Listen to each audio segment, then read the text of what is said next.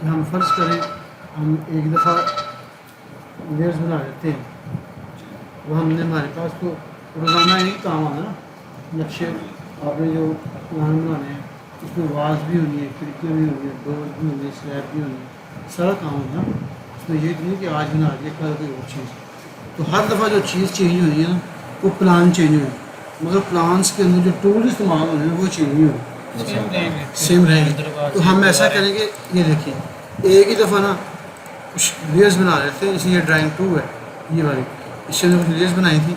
अब मैं दोबारा जाता हूँ यहाँ पे, ठीक है, लेयर्स प्रॉपर्टी के अंदर यहाँ पे कुछ लेयर्स में बनाता हूँ, ठीक है,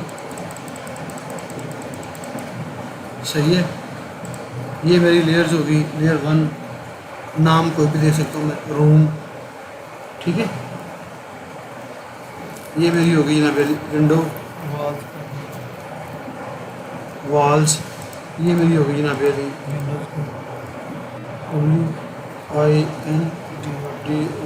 WINDO विंडो, ये मेरी होगी जनाब डोर्स, ठीक है। ये मेरी होगी स्लैब, SLAB स्लैब, ये मेरी होगी जनाब ये फ्लोर नहीं, स्टोन, ठीक है। ये मेरी होगी, यानी जितनी भी आपने इस्तेमाल करनी है ना ये सारी की सारी पैटर्न बना रहे हैं, पैटर्न बना रही है, ठीक है। बाउंड्री होगी BOUNDRY, बाउंड्री, ठीक है। अब इनके कलर भी आपने चेंज कर लेने हैं, ठीक है, जो आपको सूटेबल लगते हैं। ये जो आपकी कंपनी की जहाँ पे आपने ड्राइंग सबमिट करवानी है, जो उनका पैटर्न है जिनको वो रूल करते हैं, कलर, ठीक है, हर चीज़ आपने सेट कर ली, ये बना रही। अब अगर मैं इसको सेव करूँ, सेव एज ड्राइंग, ये ड्राइंग के अंदर सेव हो। अगर मैं इसको सेव एज टेम्पलेट करूँगा ना, तो जिस तरह हम ये ड्राइंग्स खोल रहे हैं, देखिए किसी भी फाइल में से ऐड कर सकते हैं। हाँ, अब ये ड्राइंग नंबर 3 आ गई है, ये एक टेम्पलेट है, इसके अंदर 0 लेयर है। फिर यहाँ पे क्लिक की, ऑटो कैड ने एक और ड्राइंग खोल दी, ड्राइंग नंबर 4, वो ड्राइंग खोल रहा है बाय डिफ़ॉल्ट, टेम्पलेट नहीं होगी, ठीक है। अब मैंने जो ये ड्राइंग है ना, ये वाली, इससे मैंने लेयर्स बनाई हैं, ठीक है। इसको मैंने जाना है इधर सेव एज, ठीक है। अब मैंने इसको सेव करना है अपनी सूटेबल लोकेशन के ऊपर, ये जो वैस से आउटपुट, ठीक है। यहाँ पे मैं इसको सेव कर लेता हूँ, TE टेम्पलेट, ठीक है।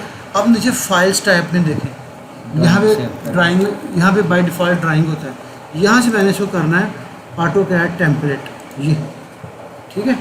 जैसे मैंने ऑटो कैड टेम्पलेट किया ना, वो बाय डिफ़ॉल्ट जहाँ ऑटो कैड की डायरेक्टरी पड़ी हुई थी ना टेम्पलेट्स की, वहाँ पे चली गई। उसने 2 टेम्पलेट्स बाय डिफ़ॉल्ट बनाए हुए हैं, एक इम्पीरियल का, एक मैट्रिक का।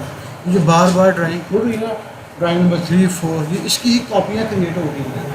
अब मैंने इसको यहाँ सेव नहीं करना, मैंने करना है इसको अपनी डिज़ायरेबल लोकेशन के ऊपर, जो वैसे आलको, ठीक है। यहाँ मैं इसको सेव करूँगा, माई TEMPLAT, टेम्पलेट, सेव कर दिया, ठीक है।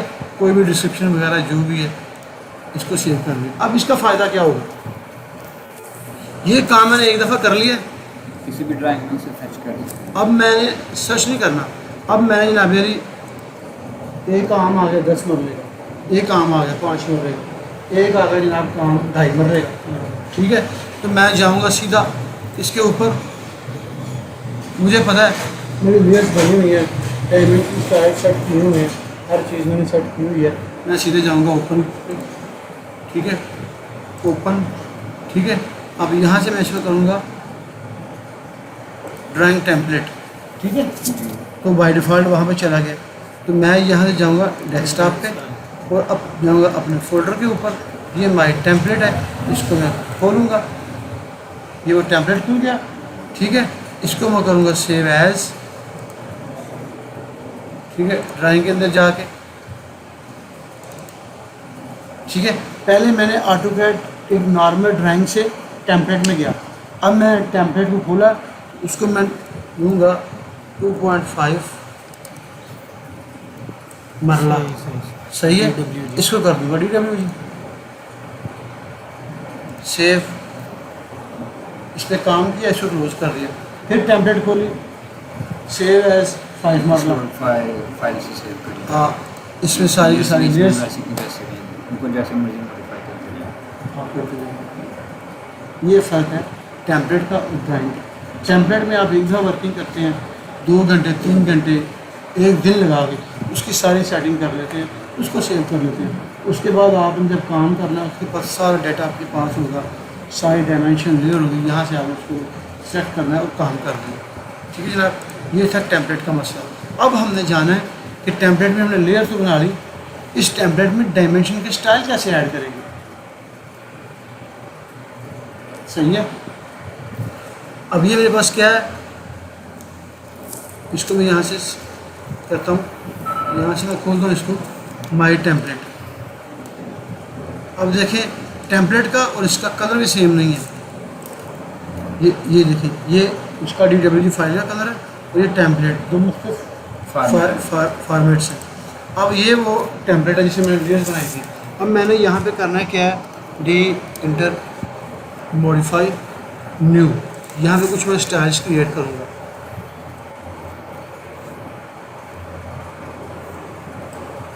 रूम्स कंटिन्यू, अगर मैंने इसको कंटिन्यू किया ना, उसकी एक नई डायमेंशन थी, तो उसका सारे का सारा पैटर्न वही है जो दूसरे का। इसमें लाइंस हैं, आपको किस कलर में चाहिए, रेड में चाहिए, लाइन टाइप है किस में चाहिए, डैश में चाहिए, -2 के अंदर।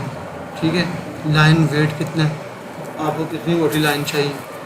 ठीक है, आपको extend beyond, base line spacing, ये ठीक है। उसके बाद सिंबल आपको क्या चाहिए, आपको आर्किटेक्चर चाहिए, ये चाहिए। ठीक है, जो भी आपको चाहिए उसको आप यहाँ से सेलेक्ट करें, उसका साइज़ जो है वो आप बढ़ा दें। बढ़ाने के बाद आपने उसको, ठीक है, टेक्स्ट की जो आपकी स्टैंडर्ड रखी, इसमें जो आपको हाइट है वो 5 कर दें। ठीक है, उसके बाद आपने इसको align with dimension lines, fit primary unit, यहाँ से आप इसको जो भी आर्किटेक्चर करना है उसमें कर दें। ठीक है, ये हो गया। अब ये सारी की सारी वर्किंग हमने किसमें की है, रूम के अंदर। इसको मैं सेलेक्ट करूँगा, सेट करंट। ठीक है, ये डायमेंशन बन गई रूम के अंदर। जब दोबारा मैं टेम्पलेट खोलूँगा तो इस तरह के जितने भी साइज डायमेंशन स्टाइल मैंने बनाए होंगे ना, रूम के ये डोर्स जो मैंने एक बनाया ना, अगर मैं 10 बनाऊँगा तो इस टेम्पलेट में सेव है। नेक्स्ट टाइम मेरे पास ये लेयर भी आ जाएंगी और ये साइज बने हुए आ जाएंगे। ये फ़ायदा है टेम्पलेट में काम करने का। आपने जब भी काम करना है लेयर्स में करें, टेम्पलेट में करें। ठीक है, यही अगर आप कहीं इंटरव्यू के लिए जाते हैं ना, सबसे पहले वो चीज़ ये चेक करते हैं, ये प्लान बना रहा है, ये बस एक ही लाइन पे इसने बस शुरू हो गया, फिर अच्छे लेयर्स बनानी है कैटेगरी का है। ठीक है ना, ये होता है लेयर्स में काम करने का फ़ायदा। अब आगे हम इंसर्ट। ठीक है, बेसिक ऑटोकैड। अब इंसर्ट के अंदर क्या है, ब्लॉक। अब ब्लॉक क्या चीज़ है, मसलन अब ये फ़र्ज़ करें मेरे पास ये एक प्लान है, अब ये सारे का सारा किस में है, लाइन्स के अंदर है। मैं कहता हूँ कि सारा एक ब्लॉक में बन जाए। ठीक है, तो मैं इसको कहूँगा W ब्लॉक। ठीक है, वो कह रहा है ब्लॉक का नाम दें, राइट ब्लॉक। ठीक है, जो भी है इंटायर ड्राइंग, जो भी ब्लॉक ऑब्जेक्ट। ठीक है, यहाँ से वो कह रहा है ये W ब्लॉक था, अगर आप B लिखेंगे तो फिर भी ब्लॉक आएगा। ये ब्लॉक कुछ और है, यहाँ मैं नाम दूंगा इसका 2.5 मरला। ठीक है, पिक पॉइंट कहाँ से क्लिक करें इसको, यहाँ से। ठीक है, ये इसको से अब मैं कह रहा हूँ सिलेक्ट ऑब्जेक्ट। ठीक है, ऑब्जेक्ट सेलेक्ट हो गया। यहाँ भी आप डिस्क्रिप्शन दीजिए कुछ भी। ठीक है, और इसको आप ओके कर दें। अब ये देखें ये क्या चीज़ है और ये देखें ये क्या चीज़ है, ये एक ब्लॉक बन गया। ठीक है, अब मैं एक नई ड्राइंग के अंदर जाता हूँ, यहाँ पे टेम्पलेट के अंदर। ठीक है, यहाँ पे करता हूँ इंसर्ट ठीक है।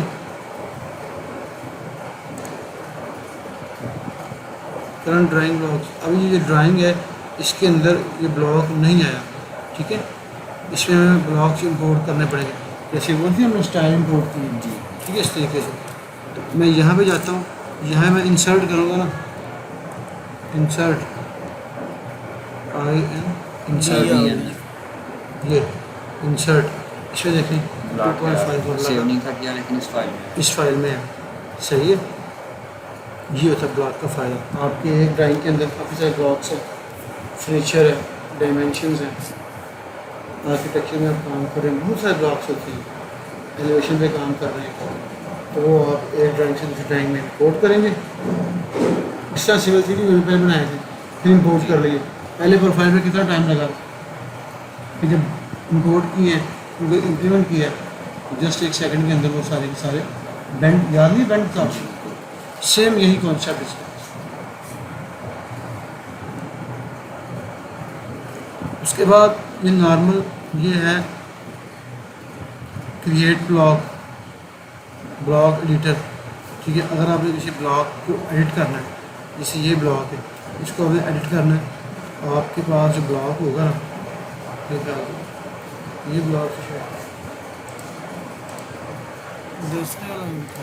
ये ठीक है।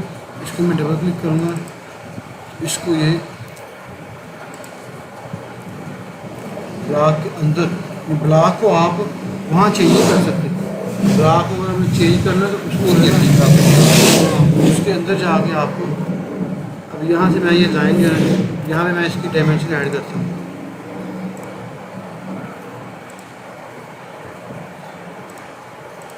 ठीक है। ये मैंने कुछ काम किया थोड़ा सा, ठीक है। मैं इसको क्लोज एडिटर कर देता हूँ, सेव कर देता हूँ, ठीक है। इसमें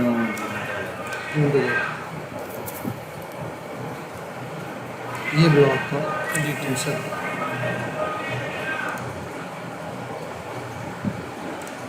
ठीक है।